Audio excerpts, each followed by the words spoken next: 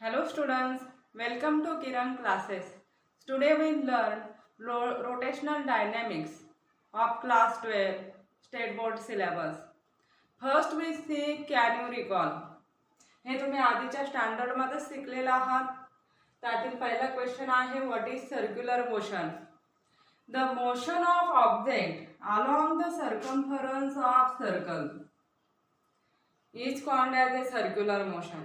किंवा काय म्हणता येईल the motion of object along the circular path or along the part of a circle is called as a circular motion.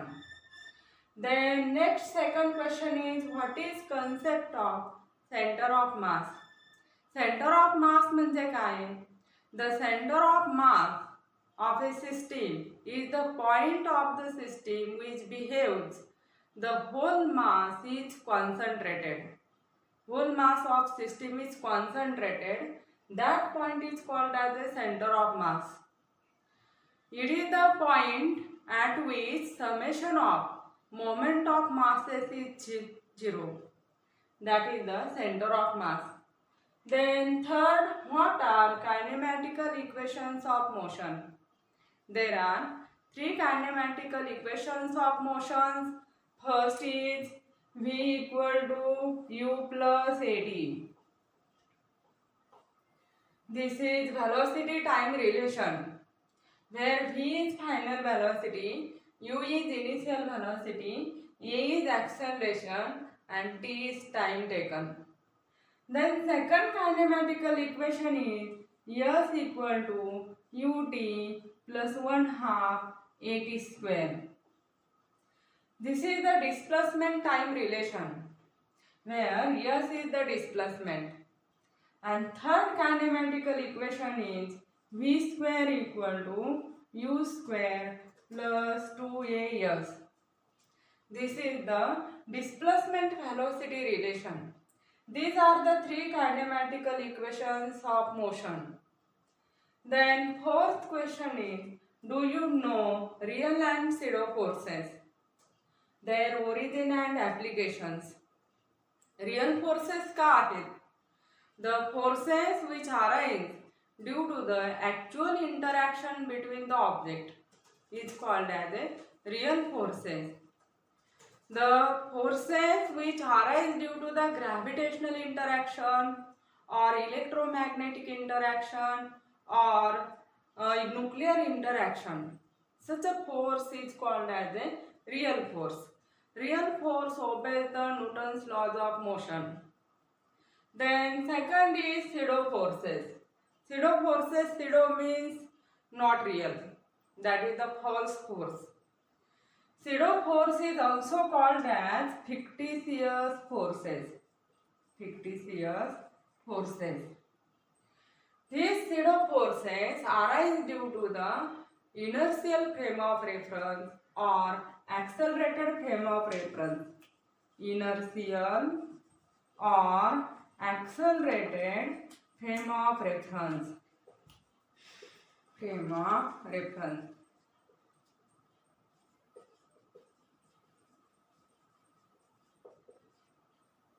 Fictitious forces are not real, that is pseudo forces are not real forces. Newton's laws of motion are not obeyed by fictitious forces. Here for example, when we traveling by bus and bus suddenly stop, then we get the forward jerk, that is we move in forward direction. This is due to the inertial frame of reference. Also second example is when we travel along the curved road, then we move in outward direction due to the inertial frame of reference. These are the here pseudo forces. Then the next introduction.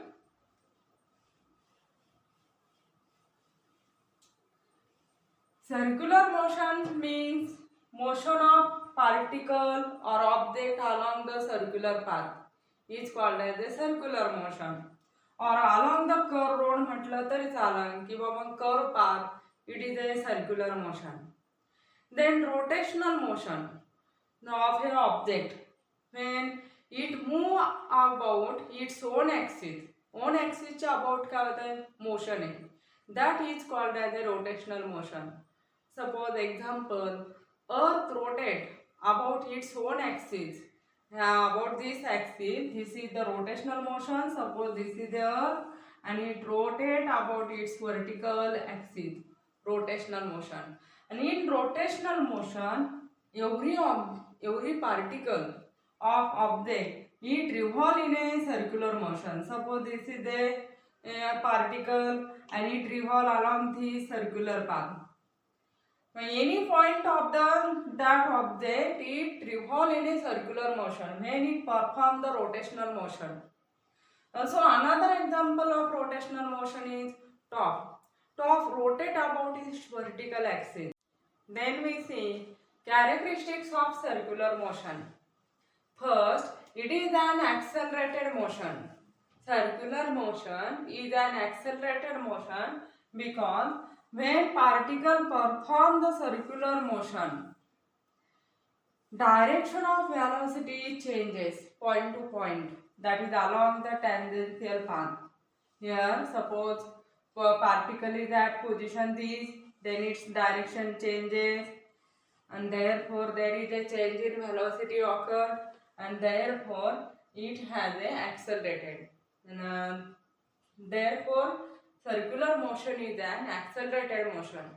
Then second characteristic, it is a periodic motion. In circular motion, it repeats its path after certain time. Certain time नंतर हा path काय होतो repeat होतो. Therefore, it is called as a periodic motion.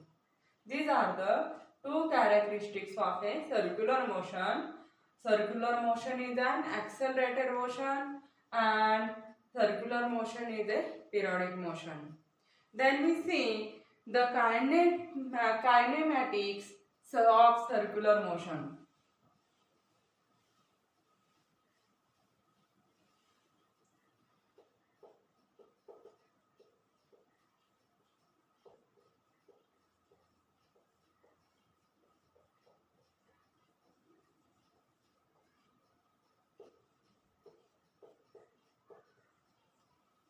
Translational motion पाहिलेले आपण म्हणजे linear motion.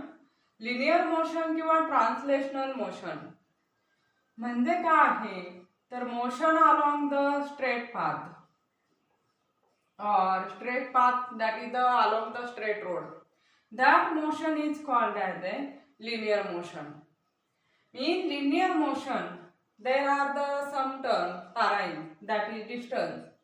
What is the distance? Distance is the actual path followed by the object. For example, suppose a object, that is its object travel from the A position and then it moves to the position B and then it moves to the position C. The object travels actual path AB and BC. This actual path followed by the object is called as a distance. It is a distance. Actual length followed किंवा actual path followed by the object is called as a distance. And displacement. What is the displacement? Displacement is the shortest distance between initial position and final position. A is the initial position and C is the final position. The shortest distance between these two positions is called as a displacement. This is the displacement.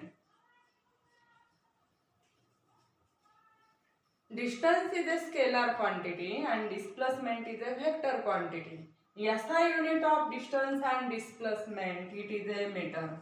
And distance it is denoted by D, that is displacement, or it is also denoted by S. And SI unit is a meter. Then here for circular motion,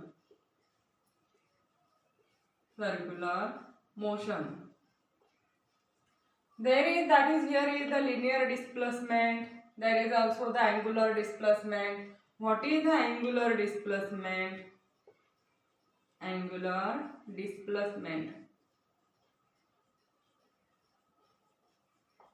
When particle perform circular motion and when it is at a position A, suppose, and after time t it reach to the position B, then in this, that is when it travel from A to B, there is a angular, that is angle trace by this radius vector. Suppose हा radius vector काय, it is a OA. OA is a radius vector. हा radius vector. It trace the angle at a center. This angle is called as the angular displacement. That is particle. It travel from OA position to OB position along the circular motion. And in this case, it displaces through the angle, that is the theta. And this angle theta is called as the angular displacement. Angular displacement denoted by theta. आणि A to B position हे जे आहे, suppose हे displacement आहे, suppose it is S आणि travel in time काय T. मग therefore theta equal to काय येणार आहे, here this distance that is the S upon काय टी. याने आपल्याला एस अपॉन काय radius that is we can determine by this formula, म्हणजे arc length upon radius of a circular object. मग radius हे सर्क्युलर पाथ आहे, त्याची radius, मग we can determine this by theta equal to S upon R. याने आपल्याला angular displacement find out करता येईल. आणि angular displacement it is the angle trace by radius vector when it move along the circular path. Now SI unit of this angular displacement is radian. Radian आणि त्याचं symbol आहे RAD. हे काय SI unit आहे angular डिस्प्लेसमेंटचं. हे झालं linear displacement. It is the distance between initial position and final position, shortest distance is called as the displacement. आणि अँग्युलर डिस्प्लेसमेंट म्हणजे यार पार्टिकल जर सर्क्युलर मोशन मध्ये मूव्ह होत असेल, हा जो अँगल ट्रेस केला जातो bye radius vector at the centre is called as A angular displacement. आणि नंतरचं आता लिनियर मोशन आहे. लिनियर मोशन म्हणजे ट्रान्सलेशनल मोशन सुद्धा म्हणतात ते. मग लिनियर मोशन मध्ये आणखी टर्म कोणती येते, linear velocity, that is a it is denoted by V. Linear velocity equal to काय आहे, displacement upon time. Displacement upon time. It is also denoted by this is equal to ds bar by dt. हे v bar vector quantity आहे.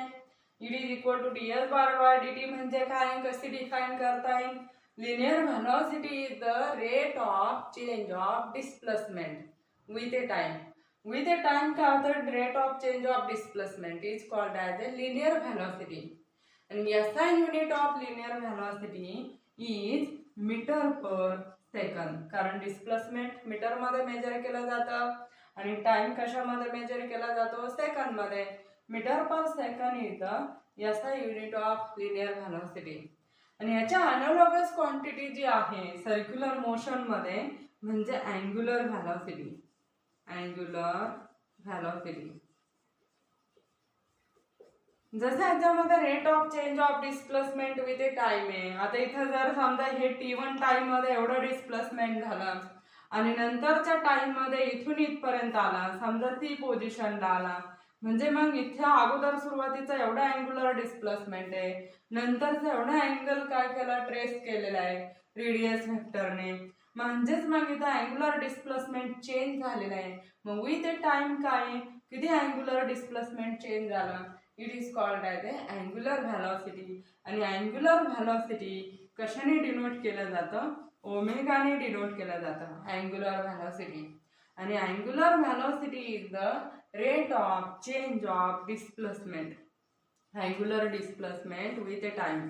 म्हणजे it is given by D theta by D T. Omega bar vector form मध्ये D theta bar by D टीने काय determine केलं जातं. आणि याचा SI युनिट आता अँग्युलर व्हेलॉसिटीचा SI युनिट इज रेडियन. आता अँग्युलर डिस्प्लेसमेंट कशात मेजर केलं जातं? रेडियन मध्ये. मग रेडियन पर सेकंद हे काय SI युनिट हे अँग्युलर व्हेलॉसिटीचा. नंतर आता ऍक्सलरेशन. ऍक्सलरेशन का आहे? ऍक्सलरेशन लिनियर ऍक्सलरेशन याने डिनोट केलं जातं आणि it is the rate of change of velocity with a time. Rate of change of velocity with a time is called as a linear acceleration. कशाने denote करतात? याने denote करतात आहे. म्हणजे change in velocity upon time. Change in velocity upon time. Change in velocity upon time म्हणजे final velocity minus initial velocity आपण काय time interval जो काय असेल ते त्या टाइम मध्ये u to v ची व्हेलॉसिटी चेंज झाली तर आपण ऍक्सलरेशन कसं काढतो? Change in velocity upon time म्हणजे v minus u upon t याने फाइंड आउट करतो. किंवा मग काय it is the rate of change of velocity with time असंही डिनोट केलं जातं. आणि SI unit of acceleration is metre per second square. Metre per second square कसं आलं? हे व्हेलॉसिटी आहे वरती, व्हेलॉसिटीचं युनिट काय मीटर पर सेकंद आणि आपण काय परत टाइम म्हणजे काय येणार आहे metre per second square. It is the SI unit of acceleration. आणि याच्या रिलेटेड म्हणजे अँग्युलर ऍक्सलरेशन. अँग्युलर ऍक्सलरेशन कशाने डिनोट करतात? ते अल्फाने डिनोट केलं जातं अँग्युलर ऍक्सलरेशन. जसं याच्यामध्ये change in velocity upon time आहे तर मग अँग्युलर व्हेलॉसिटी सुद्धा जर चेंज होत असेल तर मग पार्टिकलला काय राहणार आहे? अँग्युलर ऍक्सलरेशन राहील. आणि suppose angular velocity changes to ω1 to ω2 अशी चेंज होत असेल इन टाइम t तर angular velocity acceleration alpha is given by change in angular velocity upon time. Change in angular velocity म्हणजे ω2 मायनस काय घेताय ω1 अपॉन काय t याने आपल्याला काय करता येईल अँग्युलर ऍक्सलरेशन फाइंड आउट करता येईल. किंवा मग कसं लिहिता येतं अल्फा इक्वल टू dω/dt म्हणजेच काय म्हणता येईल आपल्याला angular acceleration is rate of change of angular velocity with time. And SI unit of this angular acceleration it is equal to radian per second square. Angular velocity it is measured in radian per second and upon her time per second. Therefore it is equal to radian per second square. This is the SI unit of a angular acceleration. हे circular motion मध्ये काही हा terms आहेत. Angular displacement, angular velocity आणि angular acceleration पाहिलेलं आहे. Linear motion मधलं सुद्धा आपण पाहिलेलं आहे. आता there is a relation between linear velocity and angular velocity यांच्यामध्ये रिलेशन आहे. मग linear velocity it is equal to omega bar cross R bar. Omega bar cross R bar म्हणजे omega it is a angular velocity आणि R is the radius vector और it is also called as a position vector. Radius vector म्हणजे काय? आता radius vector म्हणजे किंवा त्याला position vector पण म्हणतात. It denote the position of a particle. The vector which denote the position of a particle. Suppose object is at position E, हे पोझिशनला आहे आणि सपोज इट्स हे सर्क्युलर पाथ आहे. या सर्क्युलर ऑर्बिटची रेडियस किती आहे? ते सेंटर किती आहे? ओ. आणि ए पोझिशनला ऑब्जेक्ट आहे. मग O A bar gives the radius vector. O A bar gives the radius vector म्हणजे काय? आर बार काय? आर बार हा रेडियस वेक्टर आहे. याची डायरेक्शन कशी आहे? अवे फ्रॉम द सेंटर आहे. सेंटर पासून अवे. सर्क्युलर पाथचे जे काय आहे त्याचे सेंटर पासून अवे कुठपर्यंत to the position of a particle. मग डायरेक्शन काय होते? कंटिन्युअसली चेंज होते. सपोज पार्टिकल आता इथं असेल बी पोझिशनला तर मग O B bar is a radius vector म्हणजे ही पोझिशन डिनोट करेल. It denote the position vector, so called as a position vector. मग यातलं काय आहे, जरी डायरेक्शन चेंज होत असेल रेडियस वेक्टरची, तर मॅग्निट्यूड ऑलवेज काय राहते, कॉन्स्टंट राहते. म्हणजे जे काय सर्क्युलर पाथ आहे त्याच्या रेडियस इतकी काय राहणार आहे, मॅग्निट्यूड राहील. मग magnitude of radius vector is a constant, its direction is changes आणि it is away from the काय, centre of circular path. Centre of circular पाथच्या काय अवे, हा रेडियस वेक्टर आहे. मग हे जे इक्वेशन आपण लिहिलेलं आहे ते इक्वेशन कशाच्या फॉर्ममध्ये, वेक्टर फॉर्ममध्ये. आणि स्केलर फॉर्म म्हणजे magnitude. Magnitude of V it is equal to काय आहे, व्ही आर इंटू ओमेगा लिहिता येईल किंवा ओमेगा इंटू आर असं लिहिलं तरी चालेल. मग व्ही इक्वल टू काय, आर इंटू ओमेगा. ही काय झाली, ह्या लिनियर व्हेलॉसिटीची मॅग्निट्यूड होईल. लिनियर व्हेलॉसिटी म्हणजे त्याला टॅन्जेन्शियल व्हेलॉसिटी सुद्धा म्हणतात आहे, टॅन्जेन्शियल व्हेलॉसिटी. कारण सर्क्युलर मोशनमध्ये पार्टिकल काय ट्रॅव्हल होताना सर्क्युलर पाथमध्ये, तर लिनियर व्हेलॉसिटी काय टॅन्जेन्शियल पाथमध्ये काय होते, मूव्ह होते. जसं पोझिशन चेंज होईल तसं काय होणार आहे, प्रत्येक पॉइंटला व्हेलॉसिटीची डायरेक्शन चेंज होते आणि ह्या व्हेलॉसिटीची डायरेक्शन काय, along the tangential path. Therefore it is also called as a tangential velocity. आणि यातला रेडियस वेक्टरची डायरेक्शन कशी, अवे फ्रॉम द सेंटर आहे. आणि यातला जे अँग्युलर व्हेलॉसिटी आहे, अँग्युलर व्हेलॉसिटीची डायरेक्शन कशी फाइंड आउट करतात ते, बाय राईट हँड रूलने काय केलं जातं, फाइंड आउट केलं जातं. राईट हँड थंब रूल आहे. राईट हँड थंब रूल म्हणजे काय, here suppose curl fingers are in the sense of rotation. Curl fingers held, the curl fingers of right hand are in the sense of rotation. And thumb outstretched thumb. Then the outstretched thumb it denotes the direction of angular velocity. Held, the curl fingers in the sense of rotation and thumb outstretched. Then outstretched thumb of a right hand, it gives the direction of a angular velocity. This is the axis of rotation and outstretched thumb, it gives the direction of angular velocity. Suppose this is the sense of rotation, आता असा rotation आणि हा outstretched thumb आहे, तर मग ही काय राहणार आहे, अँग्युलर व्हेलॉसिटीची डायरेक्शन राहील. मग आपण कसं डिनोट करता येईल, यार सर्क्युलर पाथ आहे, इथं ऑब्जेक्ट काय होतं, तर सपोज असं रिव्हॉल्व होतं ते, आणि त्या डायरेक्शन फिंगर त्याच्या सेन्स ऑफ रोटेशन डिनोट करताय. मग ही काय राहणार आहे, अँग्युलर व्हेलॉसिटीची काय राहील, डायरेक्शन राहील ओमेगा बार, ह्या डायरेक्शन मध्ये ट्रॅव्हल होईल. आणि जर समजा हे सेन्स ऑफ रोटेशन चेंज झालेलं असेल, सपोज असं आहे, तर अँग्युलर व्हेलॉसिटीची डायरेक्शन कशी राहणार आहे, it is in downward direction. आणि हे काय अँग्युलर व्हेलॉसिटीची डायरेक्शन राहील डाउनवर्ड डायरेक्शन मध्ये.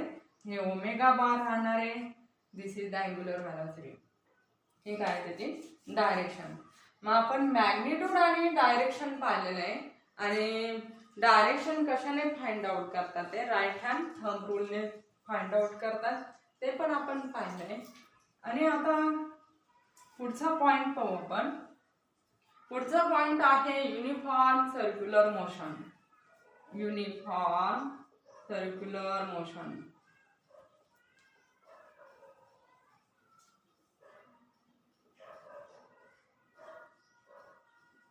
Uniform circular motions, the motion of object along the circular path with constant speed is called as the uniform circular motion.